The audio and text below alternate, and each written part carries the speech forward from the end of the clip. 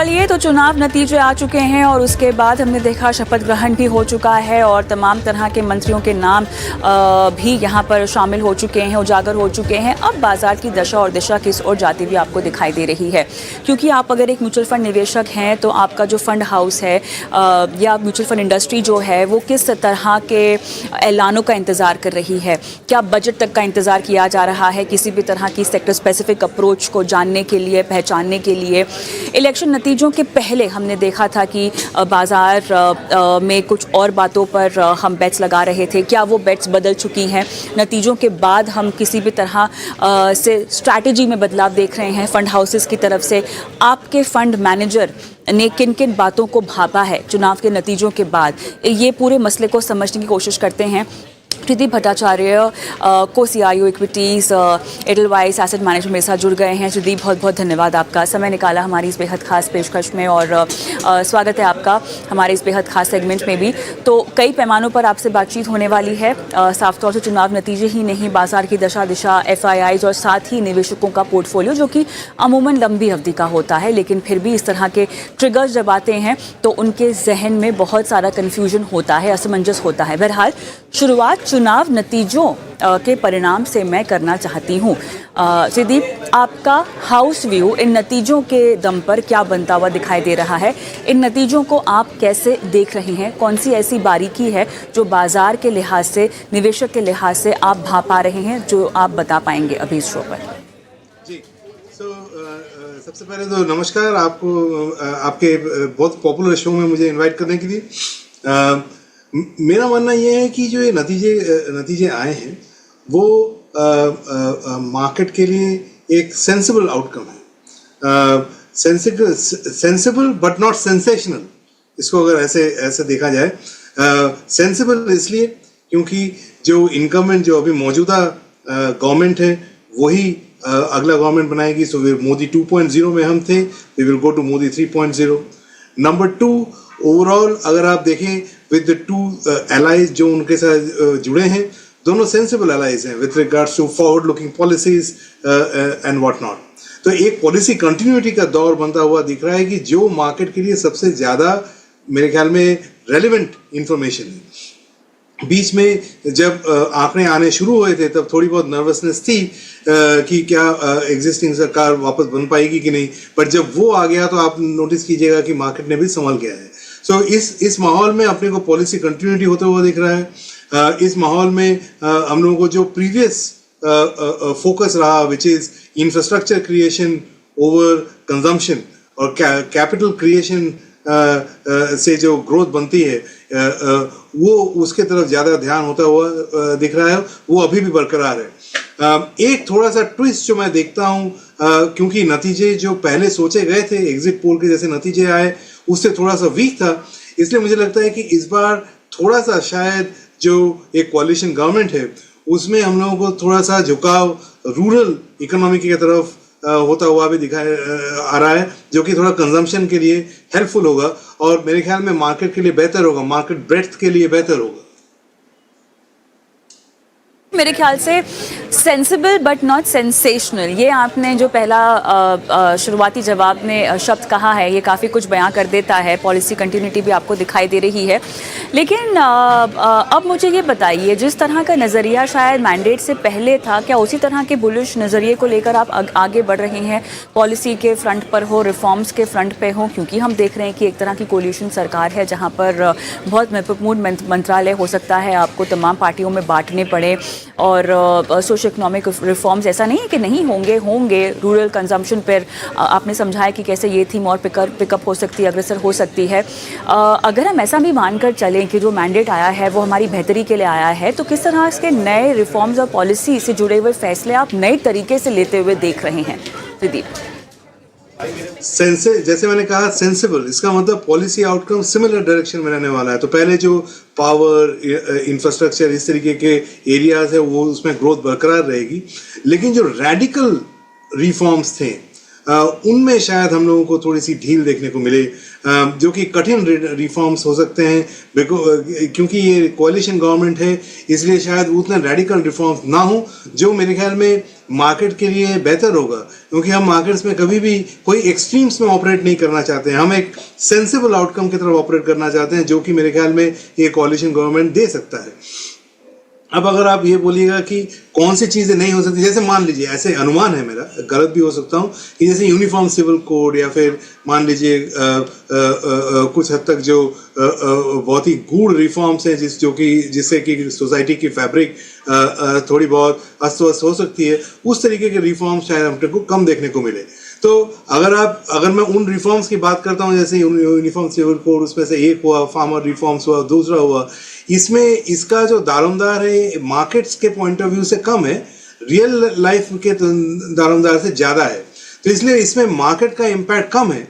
Market point of view से अगर power sector में जो रिफॉर्म्स हुए, इंफ्रास्ट्रक्चर की तरफ जो ग्रोथ हुआ, रेलवेज की तरफ जो ग्रोथ हुआ, डिफेंस में जो ग्रोथ देखने को मिला, अगर वो तेज़ी बरकरार रहती है तो मेरे ख्याल में मार्केट बाय एंड लार्ज खुश होगा। उसमें एक ही थोड़ा सा चेंज हो सकता है, वो ये है कि फिस्कल प्रूडेंस जो पहले एक बहुत अहम एरिया रहा है गवर्नमेंट के लिए, क्या वो उतना ही रहेगा कि वो थोड़ी सी वो लोग उसमें ढील देंगे कंजम्पशन को बूस्ट देने के लिए? ये तो हम लोगों को बजट के समय तक वेट करना पड़ेगा इसका नतीजा जानने के लिए। बट ये थोड़े बहुत जो न्यूएंस्ड एरियाज हैं, इसमें चेंजेस देखने को मिलेगा। ब्रॉड पॉलिसी कंटिन्यूटी बरकरार रहेगी। त्रिदीप, अब मुझे ये बताइए कि मैन्युफैक्चरिंग, पावर, डिफेंस, पीएससी, इसी तरह की थीम्स पर आपको लगता है कि आप हाउस व्यू रख रहे हैं और इस पर आगे बढ़ेंगे? मेरा मानना ये है कि देखिए, कोई भी इकोनॉमी, जैसे हम लोग आज के डेट में जो हम लोग विजन के तौर पे देखते हैं, वो ये है कि अगले 5 से 10 साल में अगर हम थर्ड लार्जेस्ट इकोनॉमी बन सके, तो कोई भी इकोनॉमी का अगर आप जर्नी को स्टडी करें, आप पाइएगा कि इस स्टेज में जनरली इंफ्रास्ट्रक्चर लेड ग्रोथ ही होता है, क्योंकि उसका जो एक मल्टीप्लायर इफेक्ट देखने को मिलता है इकोनॉमी में, उतना कंजम्पशन रिलेटेड ग्रोथ में नहीं देखने को मिलता है। तो इसलिए मेरा मानना यह है कि गवर्नमेंट इस एरिया में सहायक है, लेकिन जो बेस इकोनॉमी की ट्रेंड है, वो इकोनॉमी जिस स्टेज पे है उस पर डिपेंडेंट करती है। और जो मोदी जी ने मोदी 3.0 में जो ये इनकी जो नब्ज पकड़ी है, वो बिल्कुल सही है। तो कुल मिला के मुद्दे की बात यह है कि हाँ, मुझे लगता है कि इंफ्रास्ट्रक्चर लेड ग्रोथ ही कंटिन्यू करेगा। सेक्टर लीडरशिप सामान्य तौर पर बनी रहेगी, जो पहले थी वो मोदी 2.0 में थी, वो मोदी 3.0 में भी रहेगी। एक जो अंतर दिखता है वो 2 जगहों पे एक्चुअली। एक तो ये कि थोड़ा सा शायद एफएमसीजी या फिर कंजम्पशन की तरफ मेरे ख्याल से थोड़ा सा रुख पहले से बेहतर हो। इसका कारण ये भी है क्योंकि इस साल मॉनसून शायद बेहतर हो जाए, जो हमारे क्रॉप्स के लिए बेहतर हो, और अगर ऐसा होता है तो रूरल इकोनॉमी के लिए बूस्ट रहेगा। उसके ऊपर से अगर गवर्नमेंट की कोई सहायक पॉलिसीज आ जाती हैं तो और भी बेहतर। और जो दूसरा एरिया है वो है आईटी जो एक सेक्टर है, उसमें हम लोगों ने कोविड समय में काफ़ी समय स्पेंडिंग देखा। उसके बाद एक समय अंतराल गया पिछले 1-2 साल में, जहाँ की उसके अर्निंग्स थोड़े से धीमी गति से चले। अब वो नॉर्मलाइज हो गया है। मेरे ख्याल से अगले 1-2 साल पॉइंट ऑफ व्यू से अगर आप देखें तो आईटी को मैं कहूँगा बाउंसिंग अराउंड द बॉटम, जो अगले 2-3 क्वार्टर में अगर थोड़ा सा शेयर एक्यूमुलेट करें तो ओवर द मीडियम टर्म वो भी बेहतर कर सकते हैं। तो एग्जिस्टिंग पॉलिसी कंटिन्यूज, और उसमें से 2 नए सेक्टर की तरफ हमने पिछले 2-3 महीने में अपने फंड्स में थोड़ा सा इजाफा किया है। वो है एक थोड़ा सा एफएमसीजी और दूसरा है आईटी जी, और आईटी का आपने थोड़ा सा फोकस किया है। अच्छा त्रिदीप, देखिए एमफी का भी एक आंकड़ा आया है सेक्टोरल थीमेटिक में इन्फ्लो को लेकर। एक बार फिर से हमने रिकॉर्ड हुआ है, लगभग 19,213 करोड़ के आसपास का मई में आंकड़ा आया है केवल सेक्टोरल और थीमेटिक में। यही मोमेंटम आपको आगे बढ़ता हुआ अब दिखाई दे रहा है क्या? जिस तरह से हमें मैंडेट आता हुआ दिखाई दे रहा है, जैसे आपने भी अपनी कॉल तमाम समझाई, और मुझे ऐसे लगता है कि आप ही के हाउस की नहीं, बहुत सारे फंड हाउसेस की स्पेसिफिक सेक्टोरल थीमेटिक कॉल्स होंगी इन्हीं तमाम क्षेत्रों को ध्यान में रखते हुए, या ऐसे क्षेत्र जो कि हमारी विकास की गाड़ी को आगे लेकर भी जाएंगे। सेक्टर थीमेटिक में इस तरह का रुझान रिटेल निवेशकों से हमें आता हुआ दिखाई देगा क्या आगे? अभी के माहौल में हाँ, वो इसलिए क्योंकि जो हमारी इकोनॉमिक स्टेज है, ये ऐसा है कि ये हमारा 3रा या 4था साल है इकोनॉमिक एक्सपेंशन का। ऐसा जब भी होता है इकोनॉमी में कविता जी, तब हम लोगों को एक अर्निंग्स ब्रॉड बेस में देखने को मिलता है, मतलब लार्ज मिड स्मॉल हर जगह अर्निंग्स ग्रोथ देखने को मिलता है। और जब ऐसा होता है तो भांति भांति के सेक्टर्स बेहतर करते हैं और ये कॉन्टेक्स्ट में सेक्टरल थीमेटिक्स शायद अच्छा कर जाएं। लेकिन ये उन इन्वेस्टर्स के लिए है जो नुएंस्ड है, जिनको कि रिस्क लेना आता है और जो ये जानते हैं कि अगर आप थोड़ा सा लंबा व्यू लें, एक डाइवर्सिफाइड पोर्टफोलियो शुरुआती निवेशक के लिए हमेशा बेहतर होता है कोर पोर्टफोलियो के लिए, और सैटेलाइट पोर्टफोलियो के लिए ये थीमेटिक पोर्टफोलियोज अच्छा काम कर सकते हैं। और मुझे मानना है कि कर भी सकते हैं, डिपेंड करता है कि थीम कौन सा है। चलिए थोड़ा सा FIIs की ओर भी हम जाना चाहते हैं। कब आएंगे, तुरंत आएंगे या बजट के बाद आएंगे दीदी? देखिए मेरे ख्याल में पिछले 2 या 3 साल में FII के ऊपर जो हमारी डिपेंडेंस है ये काफ़ी कम हो चुकी है।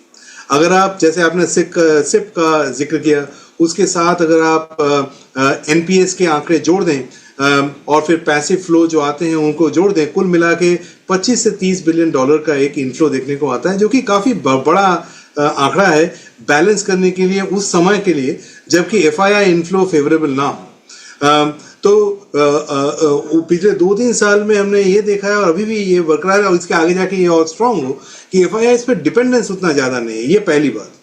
दूसरी बात, FII का फ्लो मेरे ख्याल में थोड़ा सा फ्लो का माहौल बेहतर होगा जब ये इंटरेस्ट रेट्स जो है पीक होके थोड़ा कम होने की दशा में आएंगे। जब इंटरेस्ट रेट्स बढ़ते रहते हैं तब जनरली देखा गया है कि FIIs अपने होम कंट्री की तरफ ज़्यादा रुख करते हैं, लेकिन जब इंटरेस्ट रेट थोड़ा गिरते हैं तब देखने को मिला है कि उनको इमर्जिंग मार्केट्स इंडिया जैसे कंट्री की तरफ जो उनका ध्यान है वो ज़्यादा बढ़ता है। तो अगर आप 12 से 18 महीने का व्यू लें तो मेरे ख्याल में FII भी देश में आएंगे interest rate outlook point of view से। और दूसरा ये है कि हमारी जो आज के डेट में अर्निंग्स ग्रोथ है कविता जी, वो अगर आप इमर्जिंग मार्केट्स देख लें या डेवलप्ड मार्केट्स देख लें, दोनों के बनिस्बत काफ़ी बेहतर बनी हुई है। तो जब तक ये अर्निंग्स ग्रोथ बनी हुई है तो FIIs के पास कोई चारा नहीं है बल्कि कि हमारे देश को देखने के लिए इन्वेस्टमेंट पॉइंट ऑफ व्यू से। तो सूनर या लेटर जैसे कहते हैं अगले 12 से 18 महीने में आपको उनका रुझान हमारे तरफ पॉजिटिव होता दिखाई देगा, ऐसा मेरा मानना है। मिड कैप स्मॉल कैप की पार्टिसिपेशन कितनी कर्टेल्ड आपको लगता है कि अब बाजार में हमें आने वाले कुछ दिनों में दिखाई देगी? 4 जून की हमने गिरावट देखी जहां पर बहुत सारे एक्सपर्ट्स का ये भी मानना है कि मिड कैप स्मॉल कैप में जितनी भी फ्रॉड जमा हो रही थी कहीं ना कहीं वो अब थोड़ी सी क्लियर होती भी हमने देखी है। उसके बाद आपको लगता है कि जैसे इनका पार्टिसिपेशन जिसकी उम्मीद थी कि कम होगी नहीं हो रही थी, बरकरार थी, क्या वापस से वो बरकरार होती हुई दिखाई देगी या आपको लगता है कि अब पूरा फोकस सभी का जो है लार्ज कैप्स की ओर ही रहेगा ज़्यादा? समझने के लिए मैं आपको 1-2 मिनट में एक तर्क देना चाहूँगा। वो ऐसा कि जब हम इन्वेस्टमेंट पॉइंट ऑफ व्यू से देखते हैं कोई भी एरिया में, लार्ज हो मिड हो या स्मॉल हो, उसके 2 पहलू होते हैं। एक होता है वैल्यूएशन, दूसरा होता है अर्निंग्स ग्रोथ। तो अगर आप large cap valuation point of view से देखें तो लार्ज कैप में आज के डेट में मार्जिन ऑफ सेफ्टी है। पिछले 10 साल के वैल्यूएशन एवरेज के मुताबिक लार्ज कैप के वैल्यूएशंस आज एट पार है या 5% डिस्काउंट पे चल रही है। लेकिन अगर उसके सामने आप मिड और स्मॉल कैप का वैल्यूएशंस देखें तो पिछले 10 साल के बनिस्बत ये 20 से 40% महंगे हैं। सो ये महंगे हैं वैल्यूएशन के पॉइंट ऑफ व्यू से। लेकिन अगर आप दूसरा पहलू समझें जो कि अर्निंग्स ग्रोथ का पहलू है, उसमें आप पाइएगा कि मिड और स्मॉल कैप की जो अर्निंग्स ग्रोथ है वो लार्ज कैप स्टॉक्स के बनिस्बत डबल है। सो इन दोनों को अपने को बैलेंस करते हुए इन्वेस्टमेंट की तरफ ध्यान देना चाहिए। इसलिए आज के डेट में जो हम हमारे पोर्टफोलियोज में से रेकमेंड कर रहे हैं वो है जैसे एक मल्टी कैप पोर्टफोलियो हो गया या फिर फ्लेक्सी कैप पोर्टफोलियो हो गए। ये 2 पोर्टफोलियोज ऐसे हैं जो कि लार्ज मिड और स्मॉल का जो मिश्रण है उसको एक प्रोपोर्शन में बनाते हुए चलते हैं और इसलिए इन्वेस्टमेंट के लिए और इन्वेस्टर्स के लिए सबसे फायदेमंद शायद हो सकते हैं इस माहौल में। चलिए आखिरी सवाल आपसे पूछना चाहूँगी क्योंकि पोर्टफोलियो की हम बात कर रहे हैं और इन्वेस्टमेंट का एक अपना भी नज़रिया होता है। आप उसको गोल्ड बेस्ड कर सकते हैं या आप किसी भी तरह का एक निवेश लक्ष्य बनाकर पोर्टफोलियो को बांधते हैं। मौजूदा समय में कहाँ से हल्का हो जाने का समय हो गया है त्रिदीप? ऐसा अगर मान ले कि भले ही आपने लंबे समय की रणनीति अपना रखी हो, लेकिन ऐसा बिकॉज अक्रॉस एसेट क्लासेस हम देख रहे हैं कि आपके पैसे जो हैं बनते हुए दिखाई दे रहे हैं, ठीक है। लंबी अवधि के निवेशक हैं आप, इक्विटी की बात कर लें, आमडेट में भी आपके पैसे बन रहे हैं, सोने में भी बन रहे हैं, रियल एस्टेट में भी अगर आपने सही तरीके से निवेश किया हुआ है तो मुमकिन है वहाँ भी बन रहे होंगे। तो अब ऐसे में हल्का हो जाने का कहाँ का समय है, क्या नहीं है? इसका मैं एक आपको थोड़ा सा घुमावदार उत्तर दूंगा, वो ये है कि वहाँ से हल्का हो जाना चाहिए जहाँ पे वैल्यूएशंस अभी भी ग्रोथ के सामने महंगे हैं। और ये हर एसेट क्लास में कुछ कुछ ऐसे पॉकेट्स आपको मिलेंगे जहाँ की वैल्यूएशंस और अर्निंग्स ग्रोथ के सामने वैल्यूएशंस काफ़ी महंगे हो रखे हैं।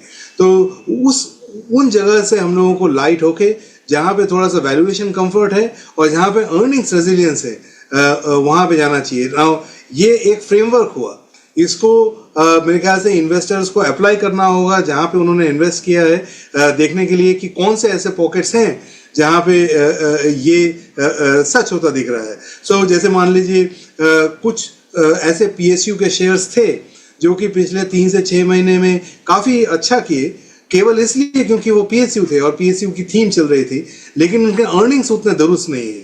तो उस जगह पे थोड़ी सी सिलेक्टिव होने की दरकार है। कुछ पीएसयू बहुत अच्छा कर रहे हैं और करते रहेंगे, लेकिन उसमें से कुछ ऐसे हैं जो केवल नाम के बनिस्बत चल रहे हैं, उन जगहों पे थोड़ा सा केयरफुल होना चाहिए। तो ये सिंपल आंसर नहीं है, थोड़ा सा फ्रेमवर्क ओरिएंटेड आंसर है जो कि इन्वेस्टर को इस होपफुली एक सोचने का राह देते हैं कि कैसे सोचना चाहिए profit booking point of view से। चलिए त्रिदीप, आप जब भी शो पर आते हैं तो बहुत सारे महत्वपूर्ण टेकअवेज होते हैं दर्शकों के लिए और एक्शनेबल पॉइंट्स बताते हैं। बहुत बहुत धन्यवाद आपका समय निकाला इस खास पेशकश में शिरकत की। तो निवेश पोर्टफोलियो की तो बात हो चुकी है, यहाँ पे लंबी अवधि में कैसे अपने जोखिम को समझे, अपने मुनाफे को समझे, लेकिन ब्रेक लेंगे। अभी ब्रेक के उस पार क्रिप्टो की बात करते हैं। अब